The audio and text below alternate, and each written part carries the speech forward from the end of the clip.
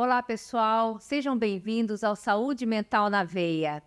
Um papo reto, direto sobre saúde mental. Eu sou Valéria Rocha Brasil, psicóloga e diretora clínica do Instituto Rocha Brasil. E nós temos aqui também para comentar o psiquiatra. Fala, doutor. Eu sou Cláudio Jerônimo da Silva, é um prazer estar aqui com vocês hoje. Muito obrigado aí pela audiência. Esperamos hoje fazer um papo interessante, né, sobre um assunto tão comum que é a depressão. Isso. E a nossa maravilhosa atriz, se apresenta, Juliane. Eu sou Juliane Daúde, atriz, cantora, professora de canto e produtora. E é uma honra estar aqui falando sobre esse assunto que é um grande tabu muitas vezes e que no passado ele não era tão presente como é hoje. Então vai ser uma honra poder mergulhar aí nesse universo da depressão e de como sair de uma depressão. Porque se falou uma coisa muito importante, Juliane, apesar de tantas pessoas já quebrarem um pouco essa visão da saúde mental, tal, a gente ainda se depara até com jovens que têm vergonha de dizer que tem algum tipo de transtorno. Quer dizer, ninguém tem vergonha de falar que está com febre, que está com câncer, mas com depressão, por exemplo, todo mundo tem vergonha. Você vai falar, olha, está na hora de você ir para um psiquiatra tomar remédio. Mas por que eu? A pessoa parece assim que está achando que é fraca, que não tem força suficiente para encarar os problemas, e não tem nada a ver, né, Cláudio? Não, claro, essa é uma doença, né? Como outra qualquer, mas isso não é só com depressão que acontece, né? Acho que isso acontece com doenças mentais de maneira geral, né? A gente acha que a coisa melhorou, né? Mas ainda está longe de ser um assunto tranquilo, né? Para as pessoas, para as famílias e principalmente para quem tem depressão, né? E assim, atinge um número de pessoas impressionante. Eu trouxe aqui umas estatísticas, olha só, pessoal. Segundo a Organização Mundial da Saúde, 322 milhões de pessoas no mundo sofrem de depressão e no Brasil são mais de 11 milhões de casos. Com base em dados da pesquisa de 2021, em média, 11,3% ou em torno de 15,5%, outras pesquisas falam também, que os brasileiros relataram ter recebido um diagnóstico positivo de depressão de 2021 até 2022. Então, houve, de fato, também um aumento do número de casos no Brasil, tá? Isso aqui, ainda mais na pandemia, inclusive nos jovens. Se a gente for ver aqui, em termos estatísticos, os casos de depressão entre jovens de 18 a 24 anos quase dobraram antes mesmo da pandemia. E segundo um pesquisador do IEPES, olha só, a prevalência da depressão entre jovens nessa faixa etária cresceu de 5,6% em 2013 para 11% em 2019. Quer dizer, está crescendo, tem muita gente no Brasil e no mundo, e mesmo assim as pessoas ainda têm esse tabu, né, Juliane? Você quer falar um pouco sobre isso? Então, eu hoje em dia, assim, eu fui diagnosticada com depressão, demorei muito, vou dizer que, assim, provavelmente eu tinha depressão desde menina, eu tive todo um histórico de engordar muito aos 14, 15 anos, eu cheguei a pesar 110 quilos, então eu tive uma compulsão alimentar que provavelmente vinha de uma depressão não tratada. E aí, como é que me trataram naquela época? Com anfetamina. 30, 40 anos atrás, o que eles davam para a gente tomar para você emagrecer, para você entrar no eixo? Ninguém olhava se você tinha um problema mental, uma depressão. Eles olhavam que você precisava emagrecer. Então, o foco era, precisamos fazer essa menina emagrecer. Sim. E aí era anfetamina. Estimulante do sistema nervoso central, né? Nossa, e eu lembro que eu ficava um bicho. Eu era uma pessoa brava. Então, a doçura que eu tenho hoje, hoje eu sou a Ju, como ela é. Mas antigamente eu era uma pessoa que vivia de remédio. E aí isso vai desencadeando em vários outros problemas, né? Então, eu olho para o meu passado e se eu tivesse sido tratada com depressão na época, eu tenho certeza que muita coisa na minha vida teria sido diferente. Mas, na época, não se tratava assim, né? Exato. Hoje a gente tem condições, e é isso que não dá mais para aceitar, que as pessoas não tratem uma depressão ou que os próprios pais não percebam que os filhos estão deprimidos. Eu dou aula de canto para adolescentes, eu tenho vários adolescentes, e eu percebo comportamentos que eu falo, está indo para uma depressão, essa mãe precisa olhar, esse pai precisa olhar. É difícil para mim, como uma professora de canto, me envolver na vida de um aluno dessa forma. Mas os pais que eu tenho essa maior intimidade, eu falo, você vai num terapeuta, você vai num psiquiatra, você vai tratar, tem que ver, não está normal, sabe? Esse medo excessivo de tudo, essa angústia excessiva, tem que passar por um psiquiatra, tem que fazer uma terapia, tem que fazer um acompanhamento. Realmente, Ju, acho que uma das coisas principais é a gente primeiro fazer um diagnóstico para poder pensar num bom tratamento, né? O que você acha, Cláudia? Olha, o diagnóstico é tudo, né? E como qualquer doença, fazer o diagnóstico precoce, né, melhora o prognóstico daquela doença. A depressão é a mesma coisa, né? Como toda doença clínica, não mental também, não psiquiátrica, né? Agora, existem vários tipos de depressão, né? A gente às vezes associa a tristeza à depressão. Tristeza pode ser um sinal de depressão, mas nem sempre a depressão cursa com tristeza. Às vezes ela cursa com uma coisa chamada apatia, que é uma espécie de falta de sentimento, né? De um vazio ou de uma sensação de que tudo tanto faz, como tanto fez, né? E vai tocando a vida. Mas ela cursa com outras características. Então, a depressão é uma síndrome, né? E precisa de uma avaliação correta, né?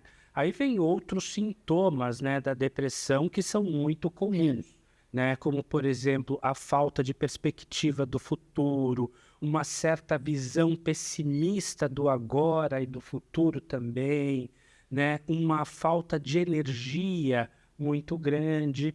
Mas tem depressões que podem, inclusive, cursar com sintomas psicóticos, né? O que são sintomas psicóticos? São depressões que cursam, às vezes, com alucinações e com delírios, né? É um tipo mais grave de depressão que a gente conhece. Por exemplo, eu atendi uma paciente que ela dizia assim, ela tinha uma depressão tão grave, ela dizia assim, olha, eu morri, né? Eu não tenho mais sangue, né? E a gente falava assim, não, olha, a senhora está aqui conversando com a gente, etc. Inclusive, vamos tirar seu sangue. Veja, saiu o sangue para fazer o exame, etc. Ele diz assim, não sei, porque eu tenho ainda esse pouquinho de sangue, mas o fato é que eu morri, né? Então, eu acho assim, esse caso para mim foi muito simbólico, né, do que é uma depressão. E essa é uma depressão que a gente chama de depressão psicótica, né, que cursa com essa crença firmemente estabelecida e que não cede, né, de jeito nenhum ao argumento lógico, e a pessoa acha que, por exemplo, no caso dessa paciente, que ela tinha morrido. Eu tive uma crise de depressão durante uma temporada de um espetáculo. Foi a pior coisa, mas foi uma loucura, porque eu falava, como é que eu vou entrar em cena se eu não queria sair da cama? Como é que eu lidava com tudo isso? E foi uma guerra interna, porque era uma Ju que queria ficar na cama, outra Ju que tinha que ir para o palco, que tinha que estar ali e produzindo, porque além de tudo eu produzia o espetáculo. E isso gera além de uma ansiedade, uma angústia imensa, né? Porque como você vai resolver isso, né? Assim, né? É um dilema constante, né? Esse é o aspecto psicológico super importante do tratamento, né? Por isso que precisa do psiquiatra, que vai ver a medicação, do psicólogo, porque isso é uma angústia muito voltada ao emocional mesmo. Sim. Quer dizer, você fica naquele conflito, eu preciso viver, eu preciso assumir minhas coisas, mas eu não me reconheço. A pessoa deixa de se reconhecer como pessoa porque ela que era tão ativa, tal, de repente não consegue fazer aquilo. Aliás, esse sentimento de culpa, é muito comum na depressão. Isso acontecia com você? Nossa, não, direto. Eu falava, gente, por que que eu Que tô assim? por Porque que eu que eu tô, não eu tô consigo, né? realizando um projeto dos sonhos. Eu consegui patrocínio, eu batalhei por tudo isso. Eu cheguei até aqui e agora eu vou desistir. E não A tem... sensação que eu tinha era essa. E quando você vai vamos dizer assim, pedir ajuda, isso é perigoso também, porque a pessoa fala, mas Ju, você tem tudo, você está no ar. Ah, essa é a pior frase. Você Porque conseguiu tudo. isso, porque Como gera é que mais você não culpa. consegue? Aí você reforça o conflito e a culpa, né? Então, gente, a pior forma de ajudar alguém com depressão é falar, Você tem Você tudo. tem tudo. Você quer bater na pessoa. Ou não é nada, é coisa da sua cabeça. Coisa da sua cabeça também Nossa, é um seja jargão forte, horrível, né? seja Assim, forte. Você é muito mais forte do que isso, você dá conta, vem aquelas frases você- motivacionais, você fala, não funcionam. Não Não, neste momento elas não funcionam. Ao contrário, só piora a autoestima, né? Porque isso também é um aspecto que dá para trabalhar em terapia, que é a autoestima da pessoa. Quanto menos ela consegue fazer, mais culpada ela se sente e pior ela se sente com ela mesma. Aí vira um ciclo vicioso. Exatamente. Então tem que quebrar esse ciclo vicioso. Tem que qualificar, dizer, não, é genuíno o que você está sentindo. Isso é uma doença, isso dá para sair. Vamos lá com o Cláudio, né? O Cláudio resolve. Resolve, meu doutor, pelo amor de Deus. me diga.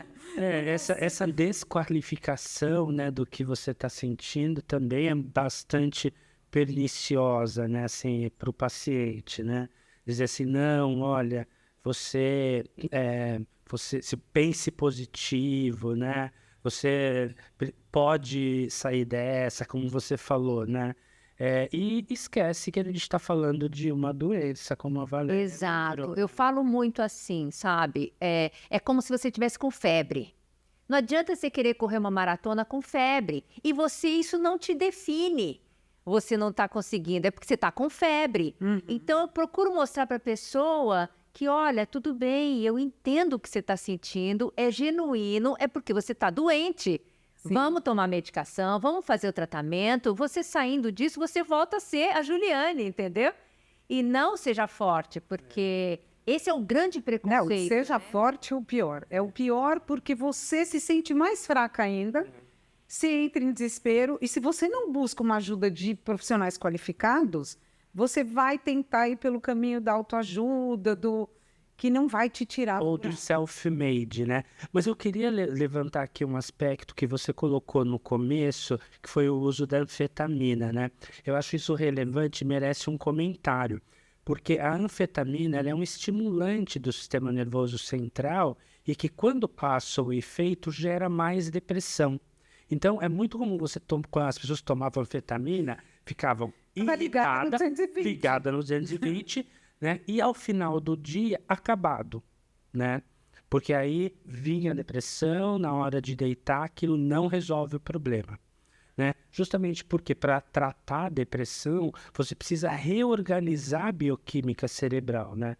Não é tão simples assim, dar um estimulante na veia, embora a gente está falando aqui de saúde mental na veia, né? Mas é no sentido de papo reto, né, Valéria? Exato, Não é no sentido que se trata, né, de depressão com uma coisa milagrosa. E esse é que é o perigo, tá, gente? Porque às vezes acontece da pessoa desenvolver dependência química começando com uma automedicação, entendeu? Então, vários casos, não sei se é a tua realidade também, vários casos de dependentes de cocaína, por exemplo, você trabalha a questão da cocaína, da dependência e tal, e depois você percebe que a pessoa tinha de fundo uma depressão, entendeu? Então, ela usava a droga porque se sentia muito bem, como uma Eu comia porque automedicação. eu tinha depressão. Eu Entendeu? comia, era uma compulsão compensação. alimentar, eu compensava no alimento. Então, esse aspecto de camuflar o diagnóstico é muito perigoso, porque as pessoas vão desviar o olhar. Então, todo mundo olhava para o seu peso, para o seu excesso de peso, e não para a depressão. Aí começava a desviar e aí você foi piorando. cada vez mais, quer dizer, então é muito importante a gente ver que às vezes a comorbidade, são duas patologias juntas, pode camuflar a principal, Sim. que é a depressão, né? E eu comparo um pouco, hoje, o uso da anfetamina do passado com o Venvance de hoje, que essa geração agora é a geração bem Venvance. lembrado. Exato. Muito bem lembrado. Que estão usando indiscriminadamente, sem que um médico especialista indique. Ou tem médico que indica, viu? Tem porque as pessoas querem ser hiperativas. Elas querem, porque o mundo está numa competição, as pessoas precisam chegar a um topo, e aí vem esses medicamentos. E eu comparo muito. Eu que tive no meu passado a anfetamina, eu comparo muito ao Venvance de hoje. Sim. E aí você vê uma geração também meio surtada, o TDAH total, né? É. A geração. todo Como é mundo que, tem- como é que como é que vai ser esse futuro aí dessa? Calma, vamos viver um dia de cada vez. Ansiosa. Aliás, Vamos trabalhar a nossa ansiedade. não, mas eu queria só lembrar assim, né, que a terapia cognitiva, ela diz assim que a gente está muito mais centrado nos fatos, né, do que nos sentimentos, assim, né? Então, isso que você falou, né, dessa geração que quer produzir, quer chegar alto, fazer, né, e desconhece os seus próprios sentimentos, né?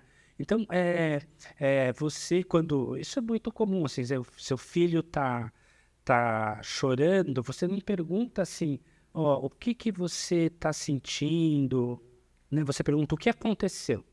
Exato. Qual é o fato, né? A gente é centrado no fato, na realidade, né? Esquece que existe um mundo interior, né? E eu acho que o Venvance é um excelente remédio para tratar TDAH de fato, né? Mas ele é muito parecido com a anfetamina, né? Ele pode, inclusive, quem tem TDAH, pode gerar quadros depressivos, né? Então a gente tem que tomar muito cuidado, né, com essa coisa de medicação, que é super importante, mas tem que ser monitorado com Sim. psicoterapia, com outros trabalhos, inclusive técnicas de meditação, relaxamento e tudo mais. Juntando tudo isso, fica uma rede de tratamento que trabalha de forma integrada, né? Agora, eu gostaria que a gente falasse um pouco aqui sobre os fatores de risco. Quais são os gatilhos, né, que pode detonar? Claro que tem uma questão já predisposta e tudo mais para uma depressão, mas quais seriam os gatilhos? Como é que foi para você, Ju? Você identifica teus gatilhos? Então, você sabe que eu guardo minhas agendas de quando eu era menina até hoje. Eu tenho essas agendas. E de vez em quando eu pego para ler, eu falo, meu Deus, mas de onde vinha uma tristeza? Tinha uma tristeza ali, instaurada. Minha mãe trabalhava muito, meu pai também, então nós éramos em 4 irmãos, eu mais nova, e tinha uma coisa assim de eu escrever tudo, eu era meio melancólica, então ali eu já percebia uma coisa, uma certa tristeza. Só de ler eu percebo isso, e com os anos isso foi se agravando com o peso. O peso foi uma das coisas. Eu fui morar num spa, eu tinha 18 anos, eu tinha 110 quilos, e assim, era uma coisa. E fazia esporte, não é que eu fazia sapateado, eu sempre amei as artes, então comecei a ter aula de canto com 14 anos, mas eu não me conhecia de fato. E eu acho que eu sentia falta desse suporte, de um aconchego. Talvez meus pais trabalhando muito, eu não tinha isso. Então acho que veio daí, e aí veio vindo. Tive épocas de melhor, de estar pior, mas isso refletiu muito no meu dia a dia, nas minhas conquistas. Então, por exemplo, quando eu ia fazer uma audição, eu quase infartava, era quase um infarto para mim, era uma tortura subir num palco e me apresentar. Então isso eu comecei a perceber, eu falei, gente, não é possível. Eu estudo para isso, mas na hora da H eu tenho pânico. Eu gosto disso. Eu gosto disso, mas eu sentia como se fosse um auto-boicote, mas na verdade era uma depressão ali que vem cá, você não é capaz, não. Vinha o diabo falava assim, você não é tão capaz, você não é tão boa. Vai dar Isso, certo. Sob o ponto... Aliás, eu queria só lembrar assim, né, a terapia cognitiva, ela fala dessas crenças centrais, assim, né? Uma dos 3 grupos de crença, né, que o pai aí da terapia cognitiva, que é o Aaron Beck, né? Ele diz assim que uma dessas crenças é justamente essa que você levantou, né? É a de inadequação, né? Ele fala, tem outras também como desamor, desamparo, né? Mas tem também a crença da inadequação, né? Você não vai conseguir, não vai dar certo, eu estou inadequado aqui, né? Eu vou fazer alguma coisa inadequada, né? Apesar de eu ter estudado tanto, vou chegar lá e eu vou errar. Aí entram as crenças limitantes, né? Limitantes. E uma das coisas que a gente trabalha em terapia é esse carrasco que fica, né? Perseguindo a pessoa e fala, não, você não é tão boa assim, você não consegue. E eu gosto de fazer, como o Michael White faz, que é quando você desconecta o problema da pessoa, para que a pessoa pare de ser engolida pelo problema e comece a ter uma visão de si mesmo. Claro que a gente não faz isso com esquizofrênico, tá? Porque daí você vai agravar o problema.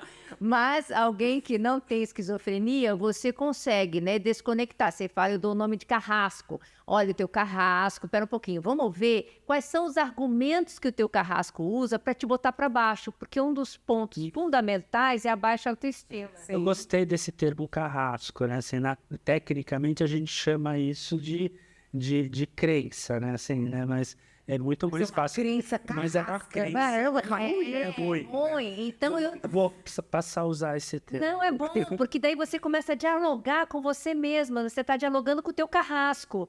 Então você diz assim, mas pera um pouquinho, mas por que sempre eu acabo sendo o ego auxiliar da pessoa no primeiro momento? Eu vou dialogar com o carrasco da pessoa, até que a pessoa introjete a Valéria e ela mesma vai a Valéria dentro de mim. E aí Depois de 12 anos de terapia com a Valéria. Aí ela mesma vai dialogar com o carrasco dela, né? Mas fato é que uma das questões da depressão é esse círculo vicioso que a pessoa entra em termos sob o ponto de vista psicológico, né? O psiquiátrico tem aí toda uma questão orgânica mesmo funcionando. Mas esse círculo vicioso da autotortura, em que a pessoa, com o tal do carrasco, vai dizendo que ela não serve, que ela não consegue, que tá vendo? Ela é incompetente, tá vendo? 10 milhões de pessoas aplaudem. Uma não aplaude, pronto, ela já se desaba inteira, entendeu? Aí você vai falando, ah, pera um pouquinho, esse é o teu carrasco que tá falando. Mas como a boa e a má notícia é que você que criou o teu carrasco. Então, se você criou, e geralmente... Você vai destruir ele Você tem que acabar com exatamente, entendeu? Você desafia o carrasco. Desafia, você contra-argumenta a verdade absoluta, porque o carrasco vem com uma verdade absoluta, você não é competente. E, em geral, o carrasco é mentiroso, né? Ele não tem base nas evidências, ele não tem, às vezes, lógica, né? Se você for questionar, né, desafiar o seu carrasco, você vai perceber que não é nada daquilo, né? Ele é realmente um carrasco, né? Ele é mentiroso, inclusive. Eu tenho frases que a Valéria, quando a gente faz sessão, ela fala, pode anotar aí, anota aí. Porque você é brava, né? Ai, se eu não anoto. E eu anoto e eu deixo ali. Então, eu tenho frases na frente do meu computador que estão ali, eu sou uma estrela. Que aí eu já olho e falo, ah, carrasco, aqui você não passa, meu amor. Aqui eu sou uma estrela. Uma coisa que aconteceu comigo e eu percebo também em outras pessoas, inclusive em amigos íntimos, que a gente está lá tomando remédio e fala, nossa, agora eu estou ótima, estou maravilhosa, vou parar. Para o remédio sem falar com o psiquiatra, sem falar para terapeuta, porque se automedica achando que já está super bem. O que vocês acham disso? Que é uma loucura? Porque depois o buraco acaba vindo uma depressão ainda pior. Isso é muito, muito comum, né? Porque, assim, os antidepressivos, eles demoram aí, no mínimo, 15 dias para fazer efeito. Então, eles demoram também para passar o efeito, no mínimo, 15 dias, né? Então, às vezes, a pessoa para de tomar o remédio e fica bem, né? E aí reforça essa ideia. Tá bem 15 dias. 15 dias. Fica bem. Depois da sua pra cama, Depois, e assim, a gente... beijar o travesseiro. Exatamente. E a gente tem protocolos, né, para tratar a depressão. E o protocolo diz que a gente, assim, no primeiro episódio depressivo, em geral, você trata medicamentosamente por 6 meses. Né? Se você tem um segundo episódio depressivo, você aumenta esse tempo de tratamento para 1 ano. Se você tem mais episódios depressivos, 2 anos. Se você tem mais episódios depressivos, a gente começa a tratar como uma depressão recorrente. E às vezes precisa de uma manutenção muito mais longa, né? Mas essa é uma armadilha muito comum, viu? No consultório, não aconteceu só com você, não. Isso acontece muito frequentemente. Eu brinco que é o chá de jatobon, né? O pior chá que tem. Todo mundo quer tomar. Mas está muito ligado à não aceitação. Quando você tem algum transtorno, é muito difícil o processo de aceitar. Porque o processo de aceitação é você se convencer de que, poxa, mas por que eu tenho isso? Por que eu não posso levar a vida sem essas medicações e tudo mais? Então, isso também a gente trabalha na terapia. A pessoa aceitar que, pera um pouquinho, você tem depressão, você pode ter outra coisa, você tem outra. Quer dizer, nós estamos aqui justamente para enfrentar os desafios da vida. E esse é só mais um desafio. Então, o chá de jatobon está muito ligado ao processo de aceitação, em que a pessoa ainda não aceitou. Ela ainda se acha diferente e ela quer ser como todo mundo. Eu quero ser normal. Uma vez uma paciente falou para mim, Valéria, eu quero fazer parte da turma dos normais. Aí eu falei, Quem que é normal aqui? Me conta. Como que faz? Quem é a turma dos normais? Que eu também quero entrar, né? Tipo isso. Exatamente. E essa questão daí de não aceitação, né? Leva uma sensação vamos dizer assim, de estar fora um pouco do contexto, do mundo, né? Assim, eu sou um alienado, né? Assim, o resto do mundo está feliz, etc. E aí é uma das coisas que vem ideação suicida, por exemplo, né? Que é um sintoma comum até em depressão e é o que mata em psiquiatria, né? Assim, eu não pertenço a esse mundo, né? Eu tenho um paciente que diz assim, olha, parece que eu não pertenço a esse plano, né? Então, o que eu fico fazendo aqui, né? É melhor para as pessoas, para minha família, é melhor para todo mundo, né? Que eu saia desse mundo. A pessoa vira um fardo, né? Ela se coloca nesse lugar. E sair desse buraco é um processo. E na verdade ela não quer morrer, ela quer sair daquela dor insuportável. E é aí que a gente tem que entrar realmente com medicação, com terapia forte, mas também tem outras coisas relevantes que você até estava comentando outra hora com a gente, que é outras atividades. Veja, o tratamento não é só terapia e psiquiatria. É mudança de estilo de vida. Sim. E para isso envolve atividade física, para isso envolve técnicas de relaxamento, respiração, para os momentos de maior ansiedade. Exatamente. Por quê? Porque tem até o impacto orgânico mesmo na atividade física, cerebral, que ajuda como antidepressivo até, né, Cláudio? Libera endorfina, né? É prazeroso, não veja, não é gostoso começar. Mas depois de 10 Depois de 10 minutos fica gostoso. Uma das coisas que me tirou muito da depressão, além de medicamento e terapia, foi o esporte. E foi uma coisa assim que mudou o meu comportamento e mudou toda a minha rotina de vida. Então, hoje, eu sou uma pessoa que eu malho 6 vezes por semana. Eu amo ir para a minha academia. Se eu não vou... É engraçado, porque o meu dia fica meio... Se eu não malho, eu fico mais parada. O malhar, o ativar meu corpo, suar, ver meu coração a 150, 160, faz com que eu sinta um prazer depois de assim, nossa, eu me dei um presente. O corpo e a mente já vão pedindo, né? Porque você já entrou nesse ritmo. E eu acho que a gente não foi formatado, né? Nós, seres humanos, não fomos formatados para ficar sentado na cadeira olhando no computador, né? Então a gente não se exercita, né?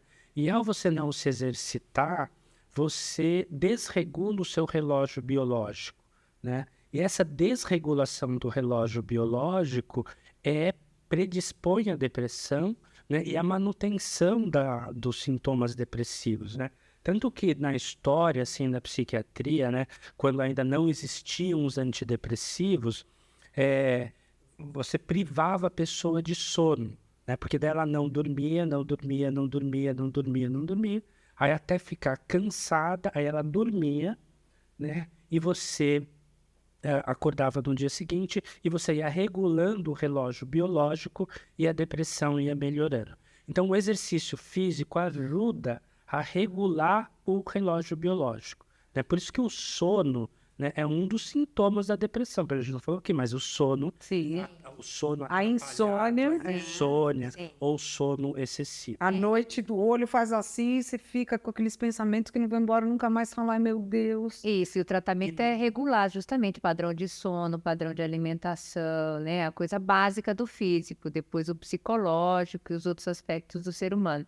Agora, um ponto importante que a gente não tocou aqui é a repetição de padrão nas famílias, porque a depressão é muito comum a gente enxergar outras famílias, quer dizer, outras gerações, melhor dizendo, que sofreram de depressão também. Então, isso é um fator de risco. Se você tem na sua família depressão em gerações anteriores, é um fator de risco importante, portanto, há que se fazer uma prevenção em relação a isso, né? Acho que a própria Juliane colocou isso, né? Quando a gente perguntou de fator aí predisponente, né? Mas assim, olha, parece que eu vim com isso desde sempre, né? E não tinha, assim, uma coisa, né? Que assim, nítida, né? Que a partir daqui eu fiquei deprimido, né? Não foi um trauma, eu tive um abuso, não teve isso. Exato. E às vezes, se a gente for estudar a família, por exemplo, como a sua depressão foi camuflada pela relação com a comida, a compulsão à comida, pode ser que nas gerações anteriores também foi camuflada a depressão por compulsão à comida. Isso também pode acontecer. Você vê a repetição de padrão em outro aspecto e não na depressão. Mas falando em repetição de padrão, nós estamos chegando ao fim do nosso podcast.